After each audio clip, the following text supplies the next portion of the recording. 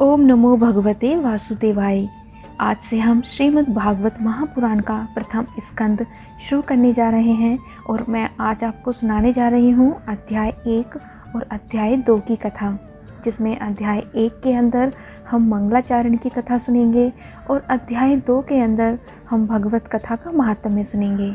तो आइए कथा शुरू करते हैं। कथा शुरू करने से पहले मेरा आप सभी से अनुरोध है कि कृपया कथा को लाइक और कमेंट बॉक्स में ओम नमो भगवते वासुदेवाय जरूर लिखिएगा। एक बार भगवान विष्णु एवं देवताओं के परम पुण्य में क्षेत्र नैमिषारण्य में शौनकादि ऋषियों ने भगवत प्राप्ति की इच्छा से सहस्त्र वर्षों में पूरे होने वाले एक महान यज्ञ का अनुष्ठान किया। एक दिन उन लोगों ने प्रातःकाल अग्निहोत्र आदि नृत्य कर्मों से निवृत्त होकर सूत जी का पूजन किया और उन्हें ऊंचे आसन पर बैठाकर बड़े आदर से यह प्रश्न किया, सूत जी, आप निष्पाप हैं। आपने समस्त इतिहास, पुराण और धर्मशास्त्रों का विधि पूर्वक अध्ययन किया है तथा उनकी भली भांति व्याख्या भी की है। देव देवताओं में श्रेष्ठ भगवान वादारण्य एवं भगवान के सगुण निर्गुण रूप को जानने वाले दूसरे मुनियों ने जो कुछ जाना है, उन्हें जिन विषयों का ज्ञान है, वह सब आप वास्तविक रूप में जानते हैं। आपका हृदय बड़ा ही सरल और शुद्ध है, इसी से आप उनकी कृपा और अनुग्रह के पात्र हुए हैं। गुरुजन अपने प्रेमी शिष्यों को गुप्त से गुप्त बात भी बता दिया करते हैं। आयुष्मान, आप कृपा करके यह बतलाइए कि उन सब शास्त्रों, पुराणों और गुरुजनों के उपदेशों में कलयुगी जीवों के परम कल्याण का सहज साधन आपने क्या निश्चय किया है। आप संत समाज के भूषण हैं। इस कलयुग में प्राय लोगों की आयु कम हो गई है। साधन करने में लोगों की रुचि और प्रवृत्ति भी नहीं है। लोग आलसी हो गए हैं। उनका भाग्य तो मंद है ही, समझ भी थोड़ी है। इसके साथ ही वे नाना प्रकार की विभिन्न बाधाओं से घिरे हुए भी रहते हैं। शास्त्र भी बहुत से हैं, परंतु उनमें एक निश्चित साधना का नहीं, अनेक प्रकार के कर्मों का वर्णन है। साथ ही वे इतने बड़े हैं कि उनका एक अंश सुनना भी कठिन है।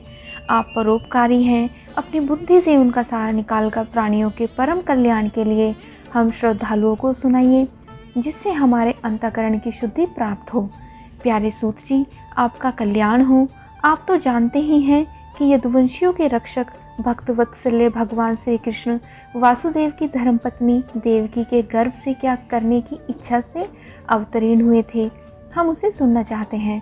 आप कृपा करके हमारे लिए उसका वर्णन कीजिए, क्योंकि भगवान का अवतार जीवों के परम कल्याण और उनकी भगवत प्रेम में समृद्धि के लिए ही होता है। यह जीव जन्म मृत्यु के घोर चक्र में पड़ा हुआ है। इस स्थिति में भी यदि वह कभी भगवान के मंगलमय नाम का उच्चारण कर ले तो उसी क्षण उससे मुक्त हो जाए, क्योंकि स्वयं वह भी भगवान से इतना डरता है।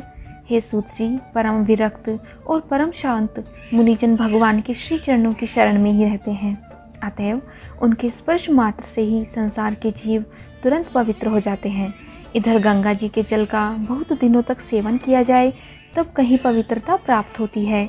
ऐसे पुण्यात्मा भक्त जिनकी लीलाओं का गान करते रहते हैं, उन भगवान का कली कमलहारी पवित्र यज्ञ भला आत्मशुद्धि की इच्छा वाला ऐसा कौन मनुष्य होगा जो श्रवण ना करे।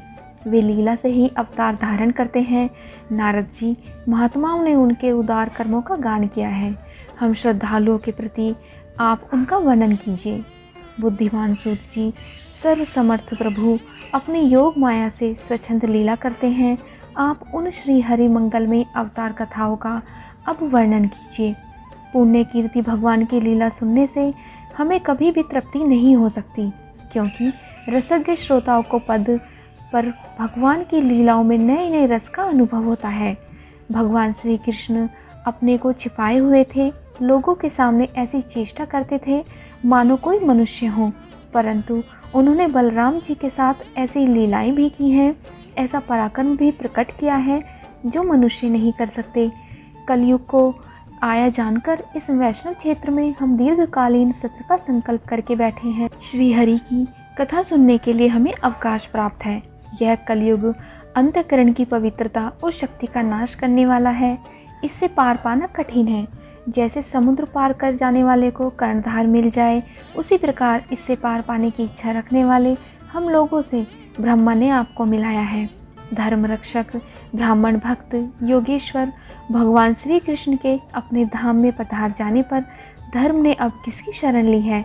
हमें कृपा करके यह सब बताइए। पहला अध्याय मंगलाचरण यहीं पर समाप्त होता है। अब हम सुनने जा रहे हैं दूसरा अध्याय भगवत कथा और भगवत शक्ति का महात्म्य। श्री व्यास जी कहते हैं, शौनकादि ब्रह्मवादी ऋषियों के प्रश्न सुनकर रोमहर्षण के पुत्र उग्रश्रवा को बड़ा ही आनंद हुआ। उन्होंने ऋषियों के इस मंगलमय प्रश्न का अभिवंदन करके कहना प्रारंभ किया। जिस समय शुकदेव जी का यज्ञोपवीत संस्कार भी नहीं हुआ था, सूत्रा लौकिक वैदिक कर्मों के अनुष्ठान का अवसर भी नहीं आया था, उन्हें अकेले ही संन्यास लेने के उद्देश्य से जाते देखकर उनके पिता व्यास जी विरह से कातर होकर पुकारने लगे। बेटा, उस समय तन्मय होने के कारण श्री सुखदेव जी की ओर से वृक्षों ने उत्तर दिया था, ऐसे सबके हृदय में विराजमान श्री सुखदेव मुनि को मैं नमस्कार करता हूँ। यह श्रीमद् भागवत अत्यंत गोपनीय रहस्यात्मक पुराण है। यह भगवत स्वरूप का अनुभव कराने वाला और समस्त वेदों का सार है।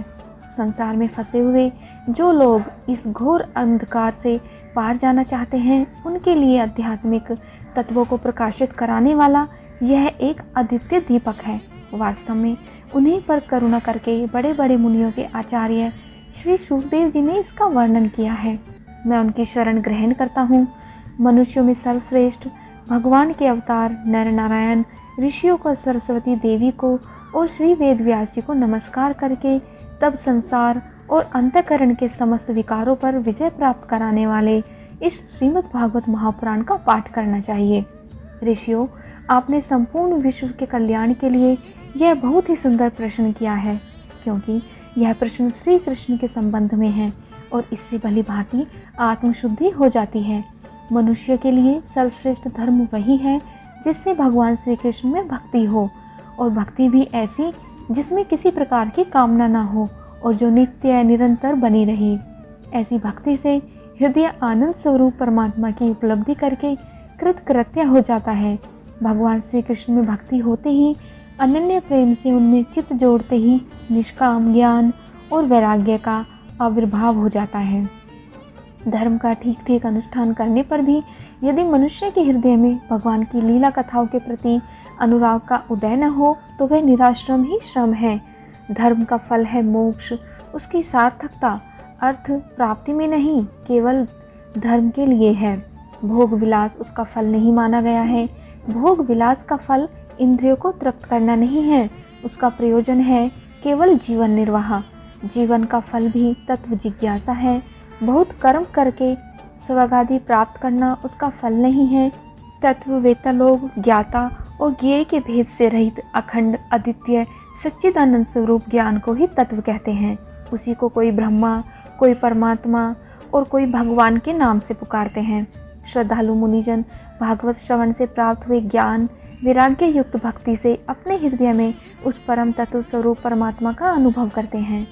शौनकादि ऋषियों, यही कारण है कि अपने अपने वर्ण तथा आश्रम के अनुसार मनुष्य जो धर्म का अनुष्ठान करते हैं उसकी पूर्ण शुद्धि इसी में है कि भगवान प्रसन्न हो। इसलिए एकाग्र मन से भक्त वत्सल्य भगवान का ही नित्य निरंतर श्रवण, कीर्तन, ध्यान और आराधना करनी चाहिए। कर्मों की गांठ बड़ी कड़ी है। विचारवान पुरुष भगवान के चिंतन की तलवार से उस गांठ को काट डालते हैं। तब भला ऐसा कौन मनुष्य होगा जो भगवान की लीला कथा से प्रेम ना करे। शौनकादि ऋषियों, पवित्र तीर्थों का सेवन करने से महात्मा सेवा, तदंतर श्रवण की इच्छा, फिर श्रद्धा, तत्पश्चात भगवत कथा में रुचि होती है। भगवान श्री कृष्ण के यश का श्रवण और कीर्तन दोनों ही पवित्र करने वाले होते हैं। ये अपनी कथा सुनने वालों के हृदय में आकर स्थित हो जाते हैं और उनकी अशुभ वासनाओं को नष्ट कर देते हैं, क्योंकि वे संतों के नित्य सुहृद हैं। जब श्रीमद् भागवत अथवा भगवत कथा के भक्तों के निरंतर सेवन से अशुभ वासनाएं नष्ट हो जाती हैं, तब पवित्र कीर्ति भगवान श्री कृष्ण के प्रति स्थायी प्रेम की प्राप्ति होती है।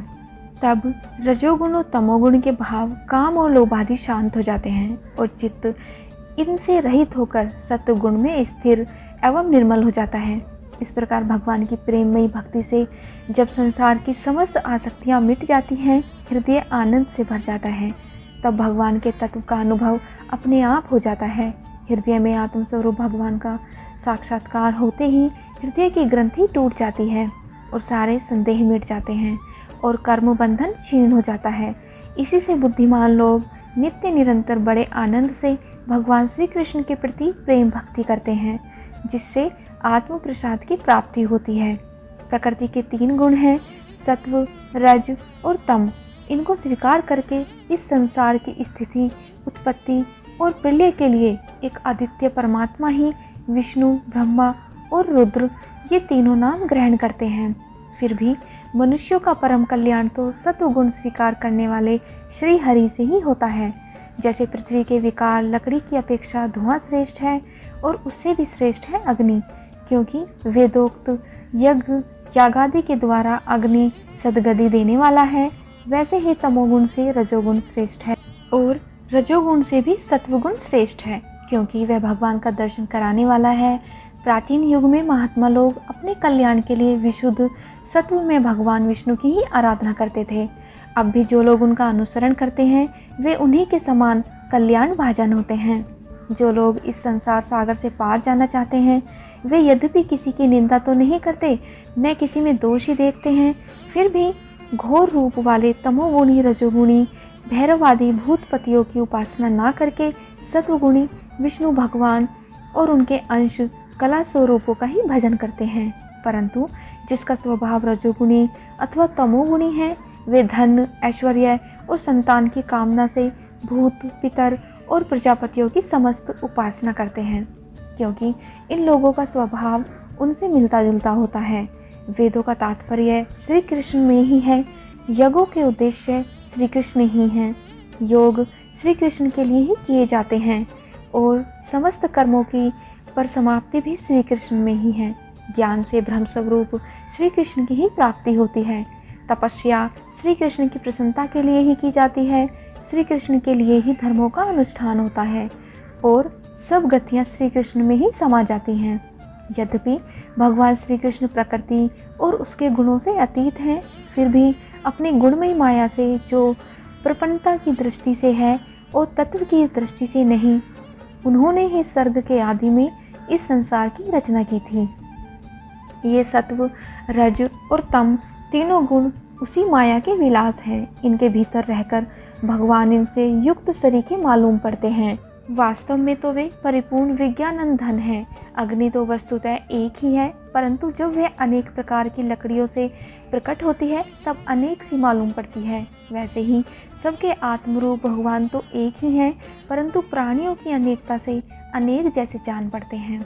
भगवान ही सूक्ष्म भूत, तन्मात्रा, इंद्रिय तथा अंत्य कारण आदि गुणों के विकारभूत भावों के द्वारा नाना प्रकार की योनियों का निर्माण करते हैं और उनमें भिन्न भिन्न जीवों के रूप में प्रवेश करके उन योनियों के अनुरूप विषयों का उपभोग करते कराते हैं।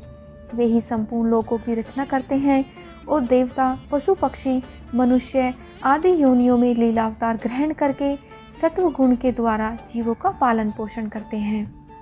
सूत जी यहाँ पर द्वितीय अध्याय की कथा समाप्त करते हैं। इससे आगे की कथा हम तीसरे अध्याय में सुनेंगे, जिसमें सूत जी भगवान के अवतारों का वर्णन करते हैं। अगर आपको कथा पसंद आई हो तो कथा को लाइक और चैनल को सब्सक्राइब जरूर करिएगा।